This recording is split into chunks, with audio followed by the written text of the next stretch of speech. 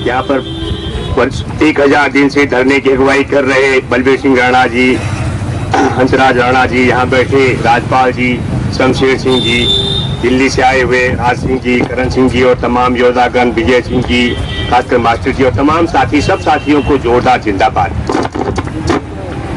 2-3 चीजें मुझे लगता है कि मैं से शुरू करता हूँ कि एक तरफ आपको ये सोचना चाहिए, जो खाद्यान्न वाला मसला है, हमने भी कहा था, हम लोगों ने पिछले 8 वर्षों से इस मांग को लेकर के देश भर के साथी संगठनों ने गुजारिश की, संघर्ष किए कि भाई देश में दुर्भाग्यपूर्ण बात है कि लोग भूखे मर रहे हैं।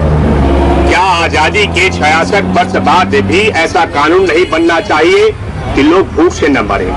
हम बधाई देते हैं कि सरकार ने भोजन का अधिकार कानून को पारित किया, लेकिन हमने उसमें एक और मांग रखी थी।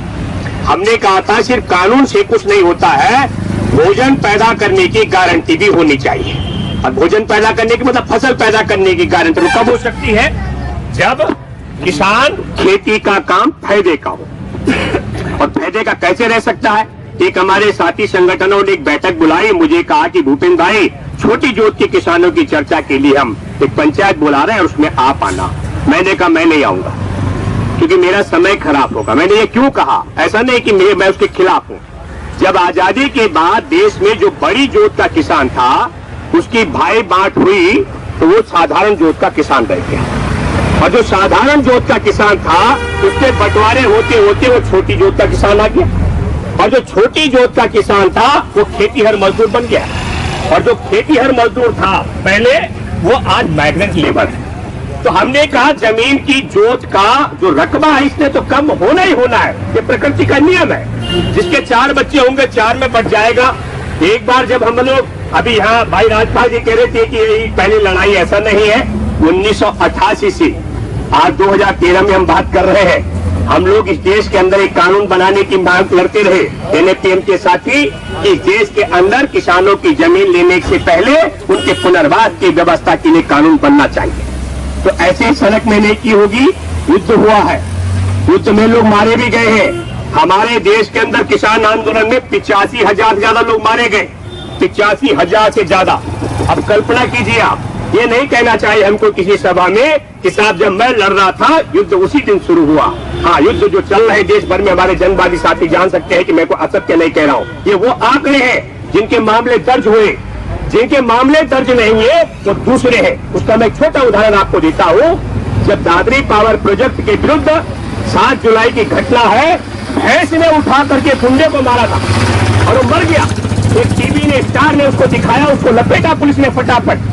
न तो उसको पोस्टमार्टम हुआ, न पता लगा वो पुलिस वाला था, वो रिलायंस का गुंडा था कि सपा का गुंडा था, किसका था ये जानकारी नहीं। मसला ये है कि एक मसला ये, इस पर हमने एक नई चर्चा देश के अंदर चल रही है। वो ये चल रही है कि किसानों की न्यूनतम वेतन की गारंटी का मतलब चपरासी के बराबर जो वेतन है, ऐसा प्रावधान जैसे भोजन का अधिकार है, इसी प्रकार देश और दुनिया के लिए अन्न पैदा करने वालों के लिए इस देश के अंदर एक कानून बनना चाहिए। क्या बनना चाहिए? न्यूनतम वेतन का अधिकार कानून बनना चाहिए। जो खेती करेगा उस खेती करने वाले को चपरासी के बराबर, हम तो ज्यादा भी नहीं करें, चपरासी के बराबर वेतन मिलना चाहिए। अगर हम उसको नहीं लेकर जाएंगे, कई बार क्या होता है हम देखते हैं, कई बार मैं चर्चाओं में जाता हूँ, आजकल एक फैशन हो गया कि कंप्यूटर में बैठो, इंटरनेट पे बैठो, अखबार टीवी में देखो और नेता बन जाओ। और क्या चर्चा होती है? इस देश का युवा खेती ही नहीं करना चाहता। परसों मैं और करण सिंह जी थे, एक युवा ग्रेजुएट कंझावला में, वो मरम्मत कर रहा था अपने ट्रैक्टर के यंत्र की। तो हमारे पास कैमरा था, मैंने फोटो लिया इसलिए कि सबूत के तौर पर ये दिखा सकूं देश और दुनिया को कि ये युवा है, पढ़ा लिखा है दिल्ली का। मैंने पूछा भाई कितनी खेती का? 30 एकड़। मैं तो मुंह पे कलेजा मुंह पे आ गया। अरे मैं जाति वाले इशू में जेल में रहा, वहाँ के मुकदमे हाई कोर्ट से लेकर सुप्रीम कोर्ट में लड़ रहे, वहाँ 5 एकड़ का किसान नहीं है। कंझावला के किसान साथियों का मुकदमा दिल्ली हाई कोर्ट में चल रहा है कि भाई इस देश और दुनिया में बढ़ रही आबादी और सिमट रही कृषि भूमि के कारण पैदा होने वाला खाद्यान्न संकट 2009 की याचिका है। मैं आपको बताना चाहता हूँ, उस याचिका में कोई लंबी चौड़ी मांग हमारी नहीं है, एक सीधी और सरल मांग है, छोटी सी। वो क्या मांग है कि भारत में भारतवासियों के लिए खेती की जमीन और कितनी अवधि तक फसल पैदा करने में सक्षम है, सरकार इस पर श्वेत पत्र जारी करे। अब 2009 से 2013 हो गया, जज पर जज बदली हो रहे हैं। एक दिन चीफ जस्टिस ने कहा चर्चा के दौरान, लगता है कि भूमि बचाओ आंदोलन के साथी इस देश में तमाम विकास कार्यों को रोक देना चाहते हैं। हमारे मित्र वकील ने कहा बिल्कुल नहीं, हम विकास कार्यों में कोई रोड़ा नहीं अटकाना चाहते हैं।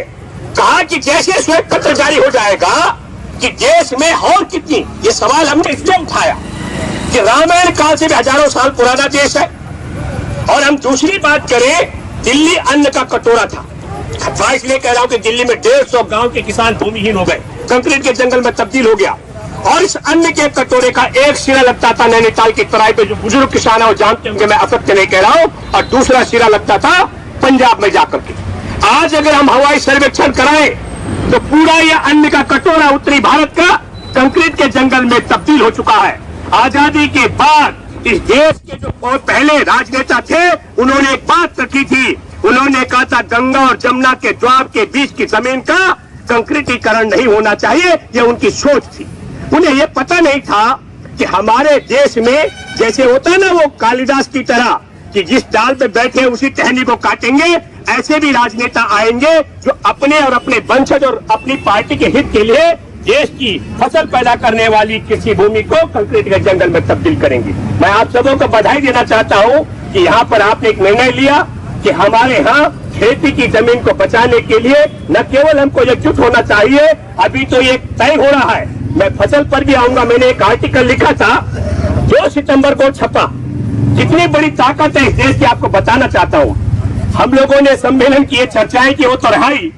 हमने एक लेख लिखा, हमने लेख में लिखा कि भाई किसानों का जब जमीन का उपयोग बदली होता है तो उसके बाद किसान के 3 नुकसान होते हैं, जिस पर हमारी पहले से 7 मई के साथ में पूरा दृष्टि रही है हमारी। हमने कहा कि किसान को 3 नुकसान होते हैं, वह भूमिहीन होता है, उसकी जमीन जाने पर वो बेरोजगार हो जाता है, और जब तक मानव सभ्यता जिंदा रहेगी तब तक जमीन की कीमत बढ़ती रहेगी, उस लाभ से किसान वंचित हो जाएगा। ये 3 नुकसान हमारे किसानों को।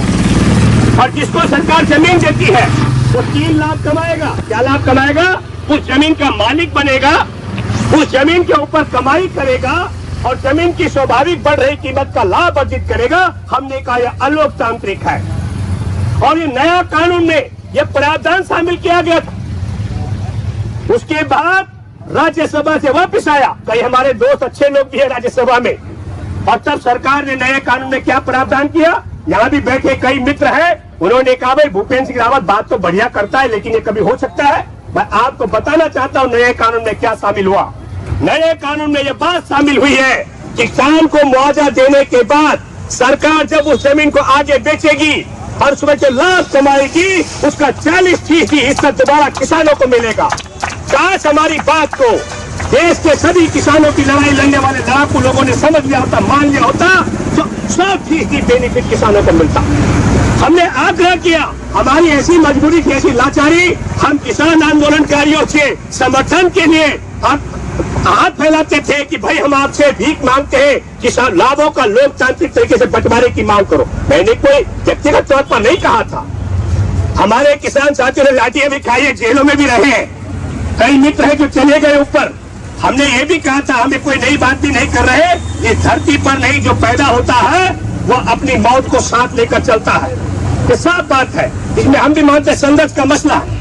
हमने एक बात कही थी, क्या आप अपने हृदय पर हाथ रख के कहें, क्या हम सब किसान आंदोलनकारियों को लाभों के लोकतांत्रिक तरीके से बंटवारे की मांग करनी चाहिए थी कि नहीं करनी चाहिए थी? जो आप उठाकर बोलना, आप सहमत है क्या? करनी चाहिए थी।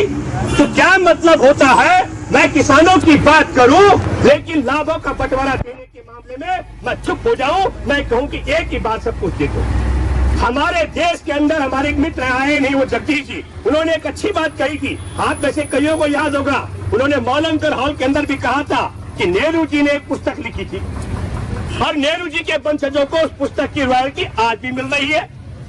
तो भाई जो सदियों से हजारों हजार सालों से हमारी जमीन है और उस जमीन का यदि राज्य और राष्ट्र हित के लिए आप उपयोग बदली कर रहे हैं तो 3 नुकसान हमको और जिसको दोगे उसको 3 लाभ देने का अलोकतांत्रिक तरीका।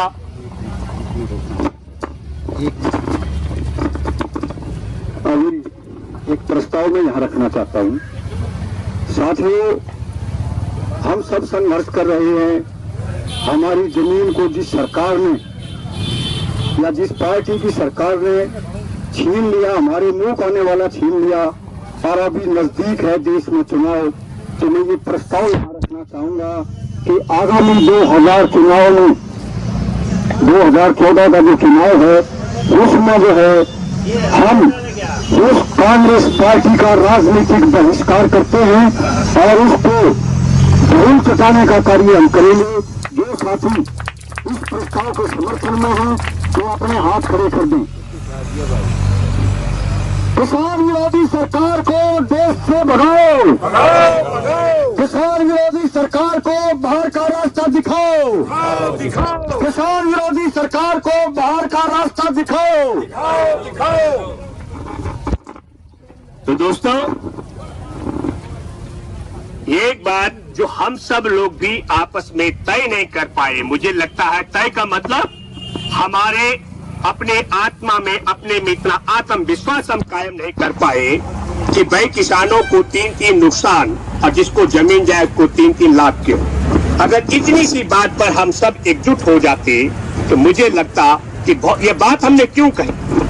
हमको लगा कि जहां जहां हर जगह थोड़ी बलबीर सिंह राणा पैदा होंगे, हर जगह थोड़ी शमशेर सिंह दहिया पैदा होंगे, हर जगह थोड़ी राजपाल सिंह पैदा होंगे, हर जगह ये सब योद्धा पैदा होने वाले नहीं, या करण सिंह या राज सिंह पैदा होने वाले नहीं।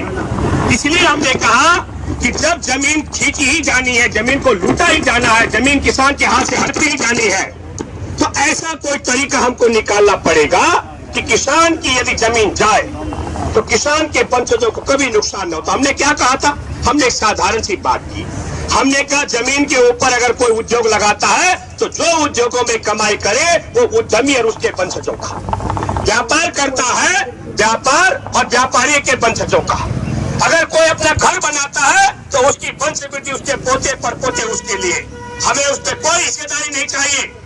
लेकिन जिस जमीन पर उद्योग लगा हुआ हो, जिस जमीन पर व्यावसायिक परिसर खड़ा हो और जिस जमीन पर आवासीय परिसर बने, उस जमीन पर बनने वाली कीमत का लाभ हमारे वंशजों को तब तक मिलता रहना चाहे जब तक मानव सभ्यता जिंदी रहे। कोई गलत बात तो भूमि बचाव वालों के साथियों ने नहीं की थी, कोई गलत बात, कोई गलत राय थी हमारी। हमने लोकतांत्रिक तरीके से, अब बेमानी नए कानून का जो चर्चा आ रहा है, देखिए हमने एक बड़ा सवाल बहुत साफ वही के साथ आपके सामने कहना चाहता हूँ। 119 वर्ष पहले, 120 साल होने वाले हैं लगभग, ये कोरोना ने जब कानून बनाया था तो उन्होंने भी भारत के किसानों को 3 नुकसान करने की बात की थी। और आजादी के 66 वर्ष बाद जो कानून बना है उसमें भी वही प्रक्रिया जारी रखी गई है। इसलिए हमने कहा कि नए कानून से बहुत ज्यादा ताल ठोकने की आवश्यकता हमको नहीं। लेकिन सरकार को लगा हम फंस गए, सरकार बैकफुट पर आई। सरकार ने कहा कि ठीक है, हम अगर तीसरे पक्ष को जमीन बेचेंगे तो तीसरे पक्ष को जमीन बेचते समय क्या करेंगे, जो लाभ होगा उसका 40% उसको वापस करेंगे। मैं आपसे एक आग्रह करना चाहता हूँ, एक प्रस्ताव आपको ये शामिल करना चाहिए। अब तो आपको रास्ता मिल गया, पहले रास्ता ही नहीं था। पहले लगता था भूपेंद्र सिंह रावत और ये साथी जो बोलते हैं आकर के, इनकी बात तो ऐसी है, ये अपना आते हैं गाल बजाते और चले जाते हैं, इनकी कौन सुनने वाला है। तो मैं यहाँ पर जनवादी विचारधारा के साथी भी बैठे, मेरा कई बार उनके साथ संवाद भी रहा, कभी कभी मैं कुछ लिख करके भेज देता था। हमने एक आग्रह मेरा आपसे है कि जब सरकार नया कानून बना रही है कि लाभों का 40% किसान के प्रभावितों को देगी, तो बाकी का 60% सरकार क्यों रखेगी? ये सवाल खड़ा करना चाहे तो कि नहीं करना चाहिए? तो जोरदार हाथ उठा करके बोले, थोड़ा तो बात ही करें, भाषणबाजी का मामला नहीं। तो हमको ये सवाल करना चाहिए। नए कानून पर चर्चा आ रही है बाजार भाव को लेकर, यहाँ पर सब योद्धा एक अच्छी बात कही गई, मैं आपको ध्यान दिलाना चाहता हूँ। हमने तो कहीं नहीं कहा कि 6 गुना बाजार भाव मिलना चाहिए, आप बेटे भी शायद किसी ने नहीं कहा। गुने की बात तो शायद हमने की नहीं होगी, राजपाल जी की जा कभी। अब आप कल्पना कीजिए कि भारत में भारत सरकार एक प्रस्ताव लाई कि भारत के किसानों को 6 गुना दिया जाएगा। जहां ग्राम पंचायत होती है, जहां प्रधान होते हैं, सरपंच होते हैं, उसको गांव माना गया है। और जहां नगर निगम का क्षेत्र होता है, जहां पार्षद होते हैं, है ना, जैसे गुड़गांव का क्षेत्र है, दिल्ली का क्षेत्र है, ऐसे कई जगह होंगे, जहां पार्षद होते हैं उसको शहरी क्षेत्र माना गया है, वहां 4 गुना कीमत दी जाएगी। तो इसके खिलाफ कोई सड़क पर उतरा? किसी ने आंदोलन किया किसानों को नहीं मिलना चाहिए? जोर से बोलिए। किसी ने कहा नहीं। और सरकार पीछे आई बैकफुट पर। और सरकार कितना लाई है? सरकार ने कहा गुलिया साहब हम 4 गुना और 2 गुना देंगे। इसका मतलब इस देश में जो ताकत कहीं सड़क पर नहीं आती है, जो कहीं दिखती नहीं है, कहीं चलती नहीं है, लेकिन वो देश की तमाम ताकतों को रेगुलेट करती है। और उस ताकत ने क्या कहा? हे यूपीए सरकार, तुम अगर किसान को 6 गुना और 4 गुना दोगे, तुम्हारा हम क्या कर देंगे? बिस्तर गोल कर देंगे। तो इन्होंने भी कहा कि नहीं बाबूजी, हम किसानों को 6 गुना नहीं देंगे, हम 4 गुना देंगे, 2 गुना देंगे। मैं इसका खुलासा इसलिए नहीं करूंगा, उसकी राजनीतिक परिभाषाएं जाएंगी, फिर लगेगा कि मैं किसी पार्टी के पक्ष और खिलाफ बोल रहा हूं। लेकिन मैं आपको ये बताना चाहता हूं, जो मैं आज चर्चा कर रहा हूं, आप जाइए नवभारत टाइम्स की वेबसाइट पर देखिए, आप जाइए यूट्यूब खंगालिए, आप जाइए टाइम्स ऑफ इंडिया से लेकर के, आप जाइए एनडीटीवी से लेकर के दूरदर्शन की वेबसाइट पर। जिस दिन तक किसानों को 6 गुना और 4 गुना देने की बात नहीं की थी, उस दिन तक सरकार का ग्राफ ठीक चल रहा था। ये सरकार ठीक चल रही थी, इसके चरित्र और चाल में कोई प्रसन्न चिन्ह नहीं था। लेकिन जैसे ऐसी निकम्मी सरकार ने कहा हम किसानों को 6 गुना और 4 गुना देंगे, तो टीवी और अखबारों ने बवाल मचा दिया और इस सरकार के चिथड़े निकालने शुरू कर दिए। ये आप सब खंगाल सकते हैं साइडों पर जाकर के। तो मेरे दोस्तों, मैं आपको इशारा करना चाहता हूं, भले दुस्साहस हो, लेकिन मैं बधाई भी देना चाहता हूं कि इस निकम्मी सरकार ने